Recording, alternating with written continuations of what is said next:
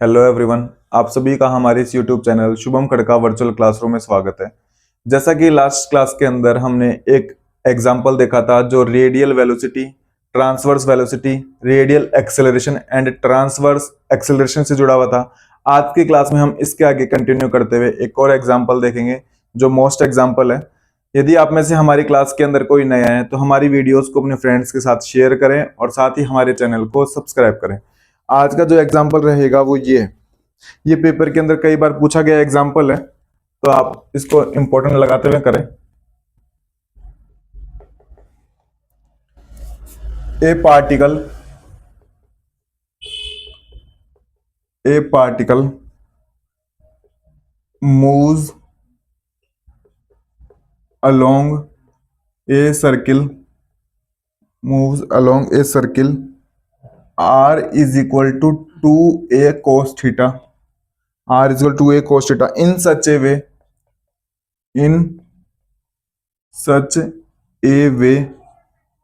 that its acceleration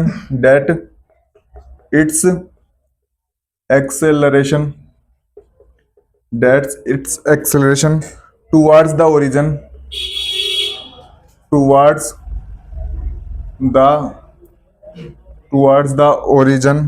is always zero, then prove that d square theta upon dt square is equal to minus 2 cot theta d theta upon dt का whole square. ये आपको एक example दिया है। हम जितने भी example आपको इन वीडियोस के अंदर करवाते हैं या फिर जो एग्जांपल हम सेलेक्ट करते हैं वो इस हिसाब से हम सेलेक्ट करते हैं जिससे आपके कॉन्सेप्ट बिल्ड हो।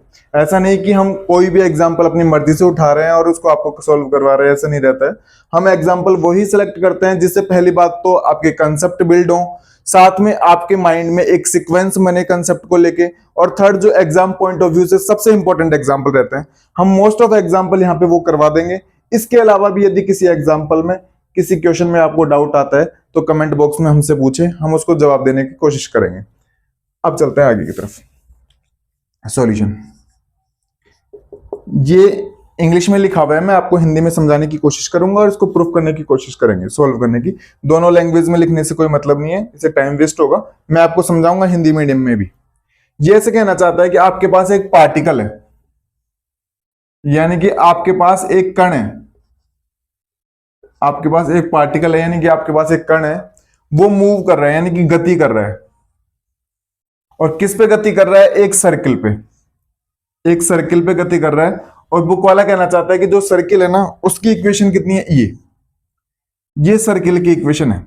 अब इधर देखो सामने, बुक वाले ने कहा कि जो सर्किल है ना उसकी इक्वेशन है r is equal to 2a cos theta.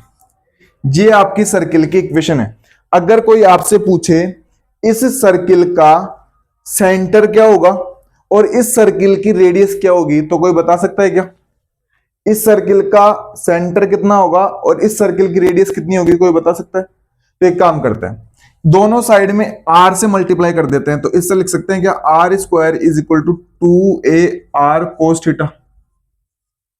r square is equal to 2ar cos theta. अब इधर देखो सामने एक बार के लिए, ये आपकी x एक्सिस है, ये आपकी y एक्सिस है, ये आपका ओरिजिन है। मान लो यहां पे कोई पॉइंट आपका P है, कोई पॉइंट आपका क्या है? P। तो ये डिस्टेंस कितनी रहेगी? y।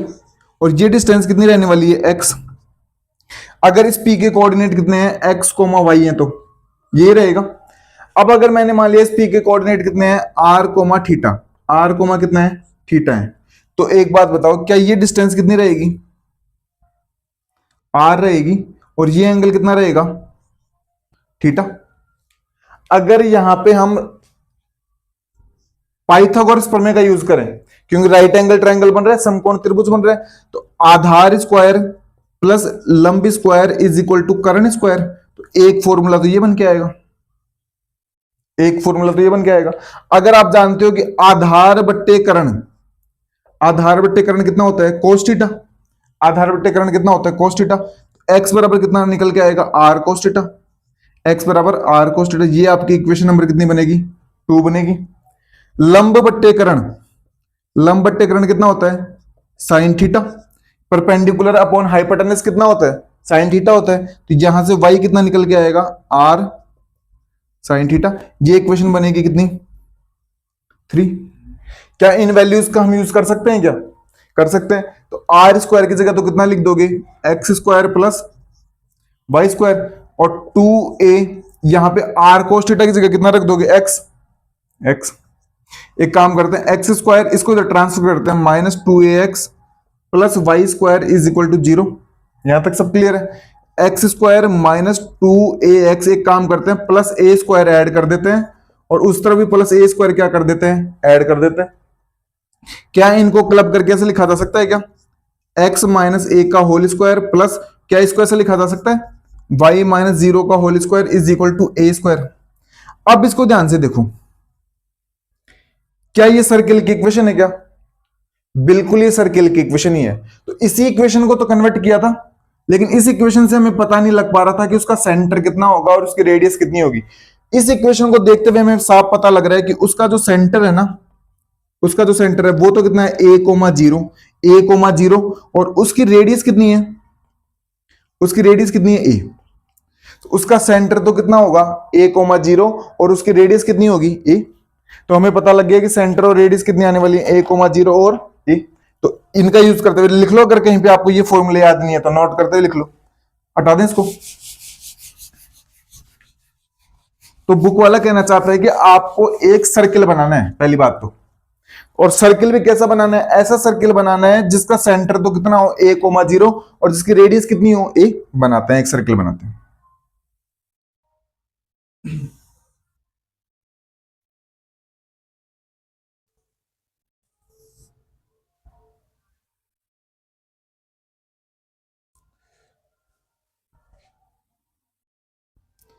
ये आपकी एक्स एक्सिस, ये आपका ओरिजिन, ये आपकी वाई एक्सिस, ये आपका सेंटर, इसको कुछ भी नाम दे दो, ए नाम दे दो, वो कितना a,0 और जब चेक करके देख लो इसकी रेडियस भी कितनी है a ही है और सेंटर भी कितना है a। तो बुक वाले ने कहा कि आपको एक सर्किल बनाना था, तो हमने सर्किल बना दिया और वो सर्किल बनेगा ऐसा। इतनी कहानी सबको समझ में आती है क्या?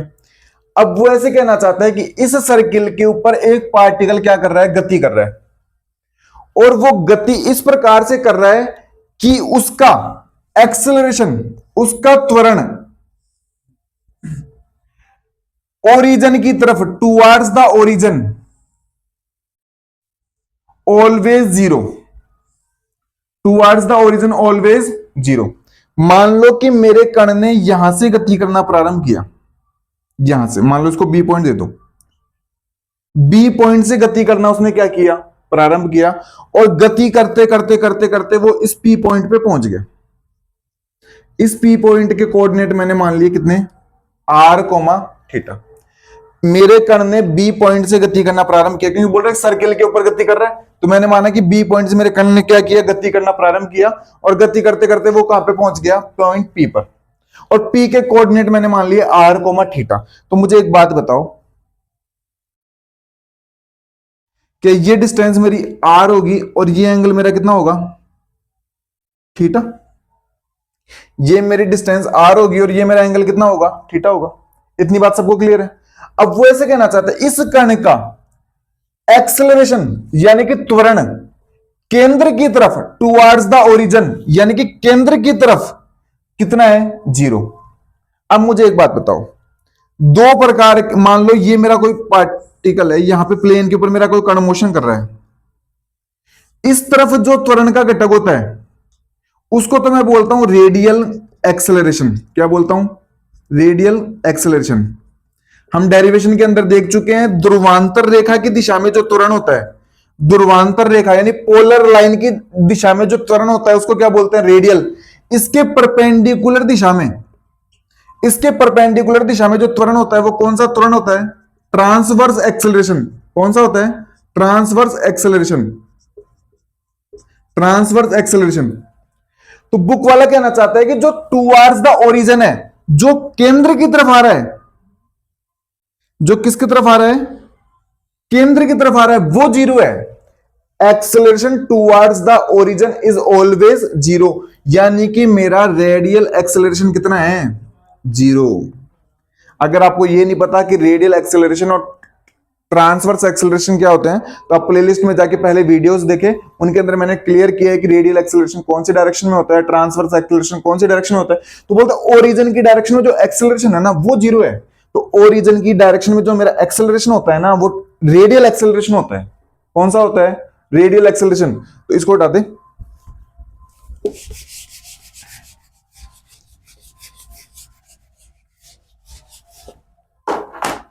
According to the question, according to the question, radial acceleration will be zero. अतः प्रश्न के अनुसार अरीय त्वरण कितना होगा, जीरो, क्योंकि इस डायरेक्शन के अंदर जो मेरा एक्सेलरेशन होता है ना वो रेडियल एक्सेलरेशन ही होता है। कौन सा होता है, रेडियल। ये दिशाई कौन सी कहलाती है, रेडियल ही कहलाती है। तो इस डायरेक्शन में मेरा जो त्वरण होगा वो कौन सा होगा, रेडियल एक्सेलरेशन। और बुक वाले ने साफ कहा है कि रेडियल एक्सेलरेशन आपका कितना होगा, zero. So it implies, radial acceleration का किसको फॉर्मूला याद है मुझे वो बताओ। रेडियल एक्सेलरेशन होता है अरीय त्वरण इज इक्वल टू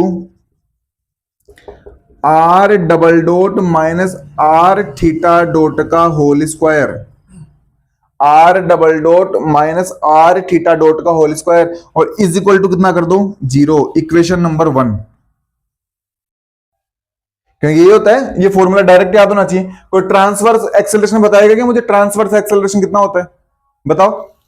ये डेरिवेशन याद करके रखें, R theta double dot plus 2 R dot theta dot, ये चारों डेरिवेशन आपको याद होनी चाहिए और इनका फाइनल रिजल्ट भी आपको याद होना चाहिए। अगर आपको ये फॉर्मूला याद नहीं रहता तो आप इस एग्जांपल को आगे कर ही नहीं पाते।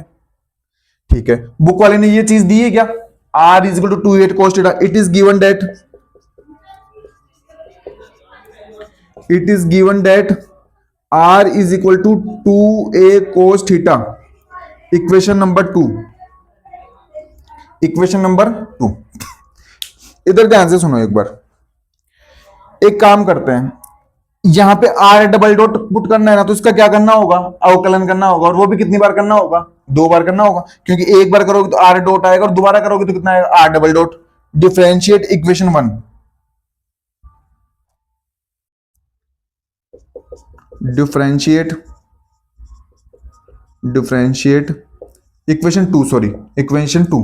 तो कितना आएगा, आर डॉट, तो 2a का तो कांस्टेंट, कोस थीटा का कितना होगा, minus sine theta. Cos theta का कितना होगा, साइन थीटा, और थीटा का कितना हो जाएगा, थीटा डॉट। और ये इक्वेशन बन जाएगी 3 नंबर। फिर से देख लो, 2a कांस्टेंट, कोस थीटा का माइनस साइन थीटा, और थीटा का फिर से कितना, थीटा डॉट। इसका फिर से क्या करोगे, डिफरेंशिएट, अगेन डिफरेंशिएट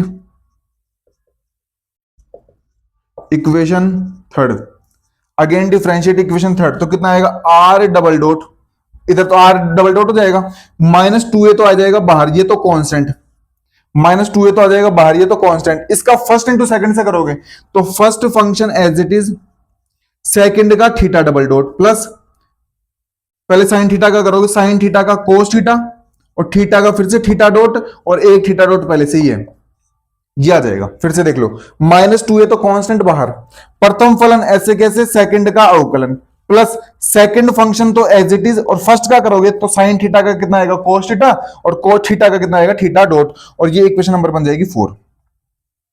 ये इक्वेशन बन जाएगी कितनी, 4। और अब एक काम करेंगे, 2, 3, 4 की वैल्यू पुट कर देंगे किसमें, एक में, और ऐसा पुट करके ऐसा लाने की कोशिश करेंगे। अगर ऐसा हम ला पाते हैं तब तो हमने सही किया है, अदरवाइज हमारा क्या है, गलत है। तो ये डायग्राम हटा दें। ये सिर्फ हमें इतना बताना चाह रहा था कि एक तो ये इक्वेशन से सर्किल की इक्वेशन बनाएं कैसे, ताकि हमें सेंटर और क्या पता चले, रेडियस पता चले। और दूसरी बात मैं ये बताना चाह रहा था कि टुवर्ड्स द ओरिजिन का मतलब कौन से एक्सेलरेशन को जीरो करें। तो कौन से एक्सेलरेशन को जीरो करेंगे, रेडियल एक्सेलरेशन को क्या करेंगे, जीरो करेंगे, क्योंकि ओरिजिन की तरफ जो एक्सेलरेशन रहता है यानी जो त्वरण रहता है वो कौन सा रहता है, रेडियल ही रहता है। और मैंने आपको डायग्राम बना के बता दिया कि ओरिजिन की तरफ जो एक्सेलरेशन रहेगा ना वो कौन सा रहेगा, रेडियल ही रहेगा। हाँ, इसके परपेंडिकुलर रहता तो फिर कौन सा रहता, ट्रांसवर्स रहता, फिर उसको जीरो करना पड़ता। तो हटा दें इसको, आप इसको नोट कर लें, स्क्रीनशॉट ले लें या नोट करके ले ना। और सेंटर और ये रेडियस कैसे पता चली मैंने आपको ये भी बता दिया पूरा बना के।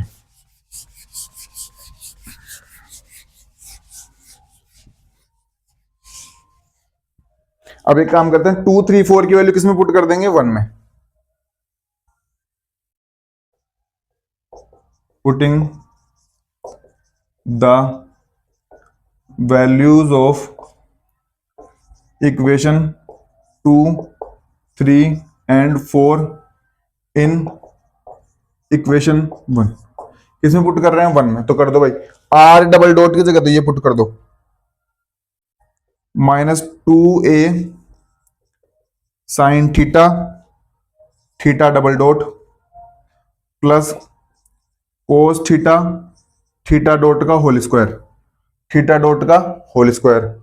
ठीक है, यहां पे तो आर डबल डॉट हो गया, माइनस, ये तो ब्रैकेट बंद करो, माइनस आर, आर की जगह कितना पुट करोगे, 2a कोस थीटा, आर की जगह पुट कर दिया 2a cos theta, 2a cos theta, और क्या पुट करना है, थीटा डॉट का होल स्क्वायर। तो थीटा डॉट के होल स्क्वायर की जगह थीटा डॉट का होल स्क्वायर, और इज इक्वल टू में कितना चला जाएगा, 0। इसको मल्टीप्लाई करते हैं अंदर,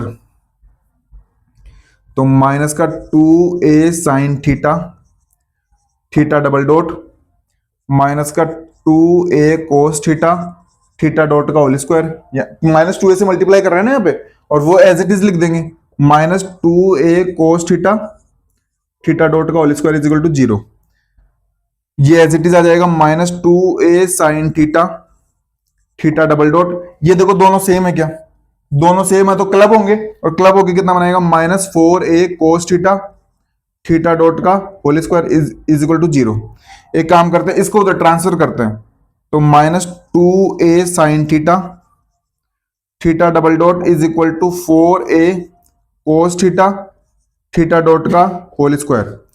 2a से 4a कैंसिल होगा तो कितना बचेगा, इधर तो बचेगा minus sign theta, theta double dot, उधर बचेगा 2 कोस थीटा, थीटा डॉट का होल स्क्वायर, इधर कितना बचेगा, थीटा डबल डॉट, और थीटा डबल डॉट 2 माइनस का इधर आ जाएगा ना, माइनस कोस थीटा अपॉन में कितना चला जाएगा, साइन थीटा, थीटा डॉट का होल स्क्वायर। यहां तक सबको क्लियर है क्या, थीटा डबल डॉट है तो किसके रेस्पेक्ट में अवकलन किया गया है, टी के रेस्पेक्ट में, तो D square theta upon D T square.